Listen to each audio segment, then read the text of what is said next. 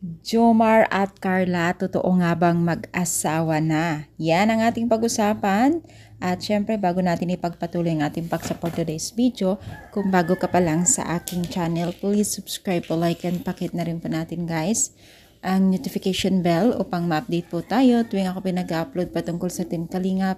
And please support po natin ang buong Team Kalingap, lalong-lalo na po sa ating mga masusugid na tumutulong. So alam niyo ba guys na itong mga netizens nagsasabi mismo na nagtatanong kung totoo na nga ba talagang na sila na or mag-asawa na itong si Jomar at Carla, dahil nga po sa mga latest update po ng Team Kalingap na tila baga ay meron ng mga kasulatan na may mga properties at mga ari-arian na itong dalawa na patunay na sa kanila itong mga bagay na ito o mga ari-arian na ito.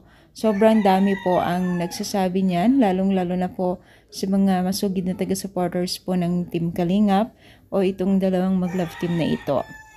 Grabe guys hindi pa yung love team pa lang ito, pero sobra na po talaga ang pagkakaroon po ng kanilang chance na nagkakaroon na ng mga iba't ibang ari-arian, mga pundasyon, no? So, syempre hindi yan malayo kasi lalo't pa man po iparang pagang nagkakadevelopan na itong dalawang itong si Kalingap Jomar at Kalingap Carla. So, patuloy po ang pakikiusap ng mga netizens na sana daw tuloy-tuloy pa ang pagbibigay ng kilig moment nila at pagbibigay ng kasiyahan sa kanila at talagang nag-aabang sila araw-araw tuwing nag-upload ng Team Kalingap. So, ano masasabi ninyo? I-comment down, palike po ang ating video.